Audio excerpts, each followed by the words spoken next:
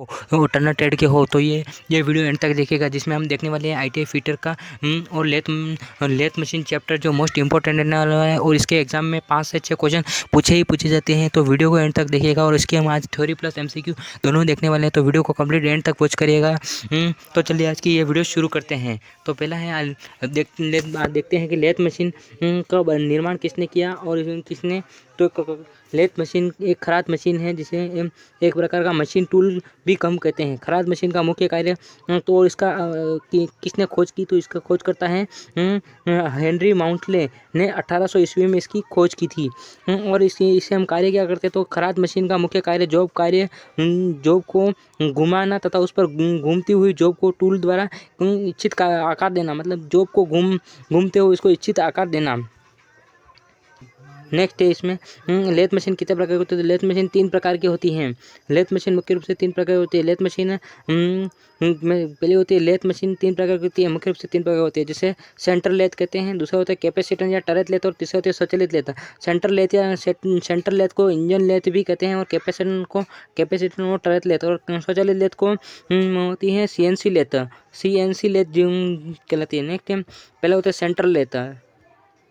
तो centre lathe या engine lathe सबसे आम और बहुमुखी पारंपरिक खराद मशीन है, जो धातु या लकड़ी को घुमाकर काटने, आकार देने, टर्निंग, फेसिंग, टर्निंग का काम करती है, थ्रेडिंग का काम करती है। इसमें वर्कपीस को हेड स्टॉक और टेल स्टॉक के केंद्र को सेंटर में बीच चक में पकड़कर घुमाया जाता है। यानी सेंटर लेथ में 2 सेंटर होते हैं, जिसमें जॉब को पकड़कर उसे घुमाया जाता है, जिसे सेंटर लेथ कहते हैं।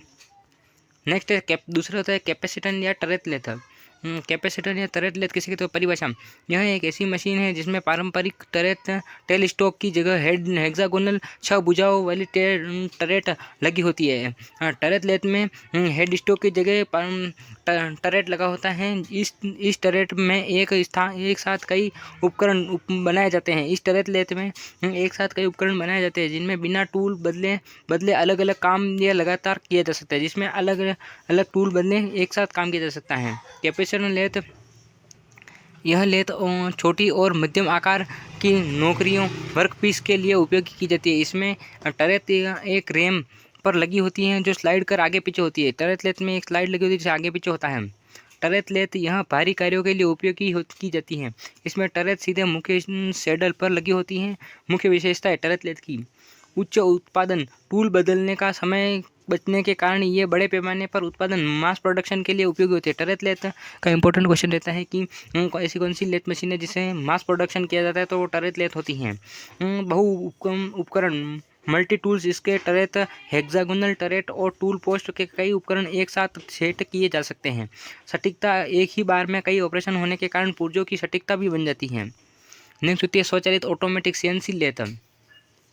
स्वचालित लेथ या ऑटोमेटिक खराद मशीन एक ऐसी मशीन टूल है जो बिना किसी ऑपरेटर की सक्रिय भागीदारी के पूरे कार्य कर लेती है। इसमें सिर्फ कोडिंग करने की आवश्यकता होती है, और फिर ये वर्कपीस को बनाकर दे देती है।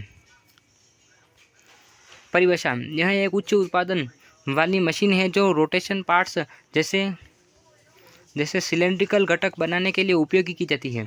कार्य क्षमता, इसमें वर्कपीस लोड करना, फीडिंग, कटिंग और फिनिशिंग सभी क्रियाएं पूर्व निर्धारित क्रम के अनुसार स्वचालित रूप से होती है। इसमें आपको कुछ भी करने की जरूरत नहीं होती, सिर्फ इसमें कोडिंग डालने की आवश्यकता हो, ऑटोमेटिक कंप्यूटर के माध्यम से ये वर्कपीस बन जाता है। इसमें स्वचालित ऑटोमेटिक, शुरुआती स्वचालित लेथ मशीन कैम्स का उपयोग किया जाता था। कैम्स जो लीवर को स्वचालित करते हुए थे। आधुनिक मशीनों में सीएनसी कंप्यूटर न्यूमेरिकल कंट्रोल है सिस्टम का उपयोग करती हैं। इसका मुख्य उपयोग बड़े पैमाने मास प्रोडक्शन में किया जाता है। इस स्वचालित लेथ सिंगल स्पीड या मल्टी पॉइंट स्पिंडल हो सकते हैं इसमें। नेक्स्ट होता है लेथ मशीन का वर्गीकरण कितने प्रकार से किया जाता है। तो लेथ मशीन का पहला होता है, लेथ मशीन का वर्गीकरण हम 6 प्रकार से कर सकते हैं। लेथ मशीन का वर्गीकरण हम 6 प्रकार से करते हैं, जिसमें पहला होता है लेंथ ऑफ बेड। पहला होता है लेंथ ऑफ बेड, जिसमें बेड की लंबाई से लेथ मशीन लेने के लिए आपको 6 प्रकार से चीज़ें उसको दुकान वाले को बतानी होती है, जिसमें पहला होता है length of bed. Length of bed में मतलब इस कोने से लेकर आपको कितनी बड़ी लेथ मशीन चाहिए, बेड कितना लंबा होना चाहिए। दूसरा होता है maximum dia between the centre तो दूसरा होता है केंद्र के बीच से अधिकतम दूरी, मतलब जॉब के जो केंद्र होता है इससे कितना जॉब लंबा होना चाहिए। दूसरा होता है जॉब के केंद्र यानी चक्र के केंद्र से लेकर बेड तक का होना चाहिए, कितना लंबा होना चाहिए। दूसरा होता है maximum height of centre from bed. तीसरा जैसे बेड से लेकर केंद्र के बीच की ऊंचाई, यानी बेड से लेकर सेंटर की ऊंचाई, बेड से लेकर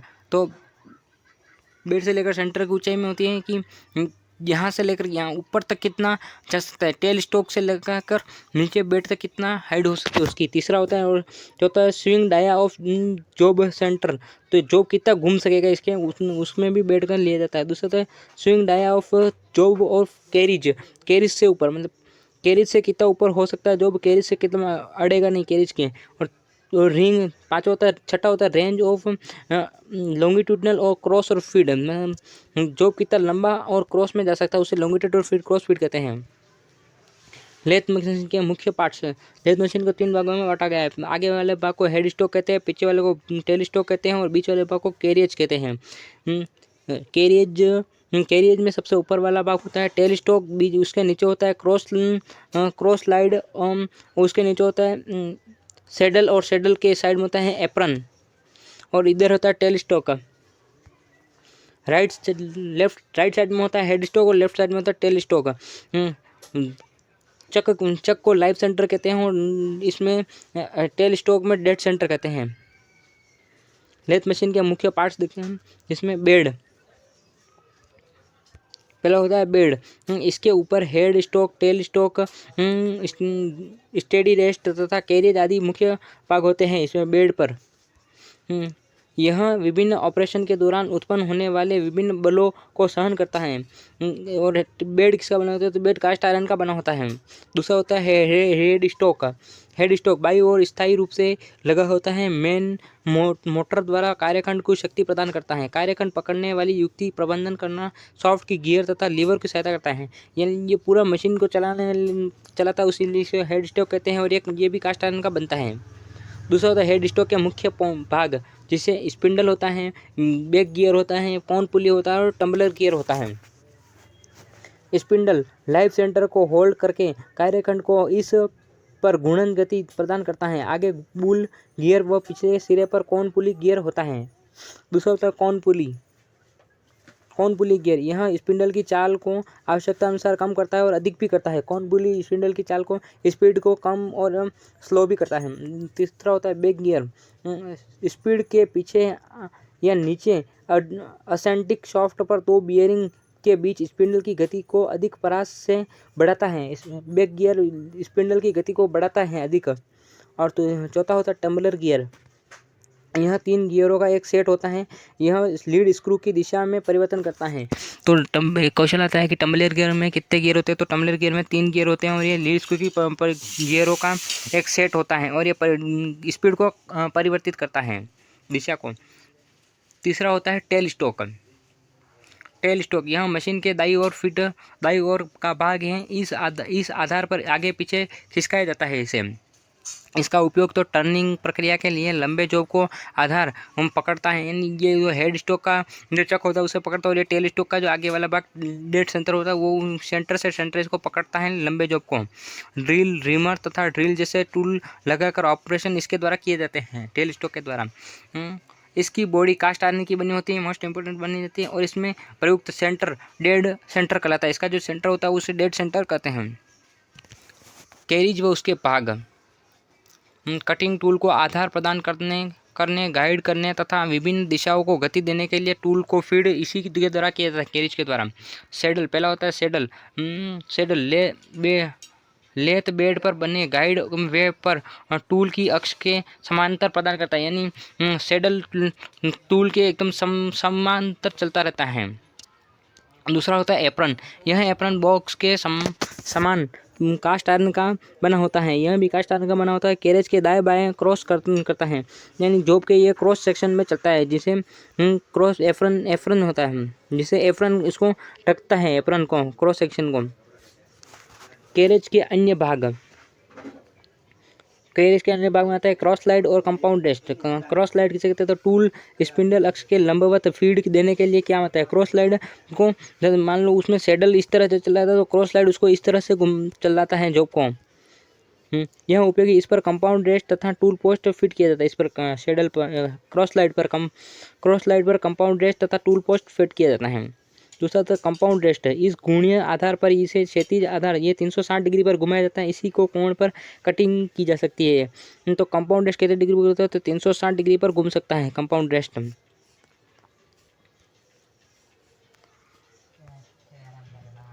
दूसरा होता है अन्य मुख्य भाग, अदर मेन पार्ट्स, जिसे पहला होता है टूल पोस्ट, मुख्य स्पिंडल, लेग्स और ट्रे। तो टूल पोस्ट किसे कहते हैं, तो कटिंग टूल को पकड़ने व लेकर चलने के लिए एक लंबे बोल्ट की सहायता से कंपाउंड रेस्ट के ऊपरी पर लगाया जाता है। ये जो टूल होता है कटिंग टूल, उसको पकड़ने के लिए काम में जाता है, जिसे टूल पोस्ट कहते हैं। जो होता है मेन स्पिंडल, हेड स्टॉक में लगा होता है स्पिंडल जॉब को पकड़ने तथा घुमाने के, ये जो चक में लगा होता है स्पिंडल हेड स्टॉक के। दूसरा होता है कम भार रखने के लिए उसे खोखला बनाया जाता है। इसके खोखला क्यों बनाया जाता है, जिसमें कम भार भरने के लिए। दूसरा होता है लेग्स, मशीन के एक निश्चित ऊंचाई देने के लिए, ताकि ऑपरेटर सुविधापूर्वक कार्य कर सके। ये जॉब को भार को सहन करता है और ये एक निश्चित ऊंचाई देने के लिए होता है। दूसरा होता है ट्रे, लेग तथा ब्रेड के मध्य में लगी होती हैं, बड़े खराब बुरादी को एकत्र करती है तथा कूलेंट का भी प्रयोग इसमें करता है, तो उसे इकट्ठा कर लेती हैं। तो दूसरा होता है लेथ एसेसरीज, जिसमें लेथ एसेसरीज क्या होता है वो मैं आपको नेक्स्ट वीडियो में बताऊंगा। उससे पहले मैं आपको आज के जो क्वेश्चन है टॉप 50 उसमें बता देता हूँ, ताकि आपका डाउट सारे क्लियर हो जाए। उसके अलावा भी अगर जिसमें आज पहला क्वेश्चन देखते हैं लेथ एसेसरीज, हम नेक्स्ट पार्ट में देखने वाले हैं, क्योंकि ये वीडियो ज़्यादा बड़ी हो जाएगी, उसके लिए आप तो आज ये क्वेश्चन देख लेते हैं पहले उसके। तो लेथ मशीन का मुख्य भाग का पहला देखते हैं। पहला क्वेश्चन है आज लेथ मशीन का मुख्य कार्य क्या है। लेथ मशीन का मुख्य कार्य क्या है, धातु को पिघलाना, जॉब को घुमाकर काटना, वेल्डिंग करना या ड्रिलिंग करना। तो लेथ मशीन का मुख्य कार्य होता है जॉब को घुमाकर काटना। तो करेक्ट आंसर होगा option number B, lathe machine को जॉब को घुमाकर काटना कार्य होता है। दूसरा प्रश्न है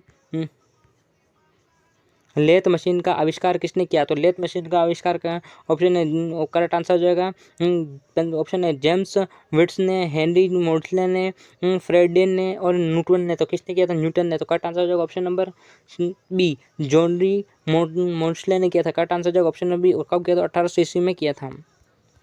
तीसरा प्रश्न है लेथ मशीन मुख्य रूप से कितने प्रकार की होती है। ऑप्शन ए 2 प्रकार की, ऑप्शन बी 3 प्रकार की, ऑप्शन सी 4 प्रकार की, ऑप्शन डी 5 प्रकार की। करेक्ट आंसर है ऑप्शन नंबर लेथ मशीन मुख्य रूप से 3 प्रकार की होती हैं। पहला होता है ऑटोमेटिक, दूसरा होता है 3 प्रकार की होती है लेथ मशीन। निम्न में से लेथ मशीन का कौन सा प्रकार नहीं है, कौन सा लेथ मशीन का प्रकार नहीं है। तो ऑप्शन है सेंट्रल लेथ, दूसरा होता है टर्रेट लेथ, तीसरा होता है ऑटोमेटिक लेथ। तो correct answer option number D, सभी प्रकार के लेथ मशीन के प्रकार है। करेक्ट आंसर जाएगा ऑप्शन नंबर डी। पांचवा प्रश्न है लेथ मशीन के स्पेसिफिकेशन में क्या शामिल होता है। तो ऑप्शन है लेथ बेड की लंबाई, ऑप्शन बी स्विंग डायामीटर, तीसरा option C distance between centre और चौथा होता है उपयोग सभी। तो correct answer option number D, चारों ही होते हैं। छठा प्रश्न लेथ मशीन का मुख्य भाग कौन सा होता है। बेड होता है, हेड स्टॉक होता है, टेल स्टॉक होता है, उपयोग सभी। तो छठे का आंसर हो जाएगा ऑप्शन नंबर ए, मुख्य भाग है हेड स्टॉक होता है, जिसे लेथ मशीन का मुख्य भाग हेड स्टॉक होता है। छठा का आंसर करेक्ट आंसर हो जाएगा ऑप्शन नंबर ए, बाकी ये सभी ही होते हैं। नेक्स्ट होता है सातवां प्रश्न, बेड की मैंडेटरियल बेड किस मटेरियल का बना होता है। बेड किस मटेरियल का बना होता है। तो माइंड स्टील का बना होता है, कास्ट आयरन का बना होता है, कॉपर का बना होता है या ब्रोस का बना होता है। करेक्ट आंसर जो ऑप्शन सातवें का कास्ट आयरन का बना होता है। करेक्ट आंसर जो ऑप्शन नंबर बी। आठवां प्रश्न है हेड स्टॉक का कार्य क्या है। जॉब को पकड़ना और उसे स्पिंडल को चलाना, कटिंग फीड देना, टूल को होल्ड करना या मेजरमेंट करना। तो करेक्ट आंसर जाएगा ऑप्शन नंबर 8वें का हो जाएगा ऑप्शन नंबर ए, जॉब को पकड़ना और स्पिंडल को चलाना। करेक्ट आंसर जाएगा ऑप्शन नंबर ए। नवा प्रश्न टेल स्टॉक का उपयोग किसके लिए होता है। तो ऑप्शन में टूल रखने के लिए, जॉब को सपोर्ट देने के लिए, बेड को पकड़ने के लिए या चक को लगाने के लिए। तो correct answer option number B, job को सपोर्ट देने के लिए। Correct answer option number B. 10वां प्रश्न है स्पिंडल किसका भाग है? सेडल किसका भाग है? सेडल है, हेड स्टॉक का है, कैरियज का है, टेल स्टॉक का है या बेड का है? तो सेडल किसका भाग है? तो करेक्ट आंसर होगा ऑप्शन नंबर 10वें का ए, हेड स्टॉक का भाग होता है, सेडल नहीं। सेडल होता है, कैरियज का भाग होता है, सेडल। करेक्ट आंसर होगा option number B, head stock saddle का भाग होता है। 11वां है एप्रन का कार्य क्या है? फीड मेंटेनेंस मैकेनिज्म कंट्रोल करना, फीड मैकेनिज्म कंट्रोल करना, जॉब को पकड़ना, चक को चलाना या स्पीड बढ़ाना एप्रन का कार्य होता है। तो करेक्ट आंसर होगा ऑप्शन 11वें का बी, जॉब को पकड़ना। एप्रन का कार्य इनों में से कोई नहीं होता। एप्रन का कार्य है उसे मशीन के जो पार्ट्स होते हैं उसे शीटों या कुछ कूलेंट के आने से उसको बचाना, कचरा लगने से। नेक्स्ट होता है 12वां प्रश्न है कौन पुली हेड स्टॉक कहाँ होता है? कौन पुली क्या होता है? तो टेल स्टॉक यहाँ होता है, हेड स्टॉक क्या होता है, बेड में होता है या स्पिंडल में होता है? तो करेक्ट आंसर है ऑप्शन नंबर ए, हेड। और correct answer option number B, head stock में कौन पुली लगा होता है। 13वां प्रश्न है बैक गियर का उपयोग किसके लिए होता है? बैक गियर का स्पीड इंक्रीज के लिए होता है, स्पीड बढ़ाने के लिए होता है, स्पीड कम करने के लिए होता है, थ्रेड कटिंग के लिए होता है या फेसिंग के लिए होता है? तो करेक्ट आंसर ऑप्शन नंबर 13 का ऑप्शन नंबर है, स्पीड इंक्रीज। बैक गियर होता है स्पीड रिड्यूस कम करने के लिए होता है बैक गियर का। करेक्ट आंसर होगा ऑप्शन नंबर बी। 14वां प्रश्न है लीड स्क्रू का मुख्य उपयोग क्या है? लीड स्क्रू का टर्निंग करना, फेसिंग करना, थ्रेड कटिंग करना या ड्रिलिंग करना? तो करेक्ट आंसर ऑप्शन नंबर 14 का बी, थ्रेड कटिंग करना होता है। करेक्ट आंसर होगा option number C, thread cutting करना होता है। और 15 का प्रश्न है लेथ मशीन में जॉब किस भाग में पकड़ता है? चक में पकड़ता है, बेड में पकड़ता है, एप्रन में पकड़ता है या स्पिंडल में पकड़ता है? तो करेक्ट आंसर है ऑप्शन नंबर चक में पकड़ता है। करेक्ट आंसर है ऑप्शन नंबर ए। तो आई होप कि मेरी वीडियो अच्छी लगी होगी जिसमें मैंने एमसीक्यू प्लस थ्योरी बताए हैं, तो जिसमें आपके कोई भी डाउट नहीं होगा। और इसका हम पार्ट सेकंड हम नेक्स्ट वीडियो में देखने वाले। इस वीडियो में देखा है लेथ मशीन किसने बनाई, उसके अलावा लेथ मशीन कितने प्रकार की होती है। लेथ मशीन सेंटर लेथ होती है, उसमें कैपेसिटर नहीं होते हैं, तीसरे होते हैं टरे और तीसरे होते हैं संचालन ऑटोमेटिक लेथ होती है। तीसरे लेथ मशीन किस स्पेसिफिकेशन क्या होता है? तो 6 प्रकार से इसका स्पेसिफिकेशन होता है। उसके बाद इसके भाग क्या होते हैं? तो भाग में पहला होता है बेड, दूसरा होता है हेड स्टॉक, तीसरा होता है स्पिंडल होता है, कौन पुली होता है, बैक गियर होता है, टम्बलर गियर होता है।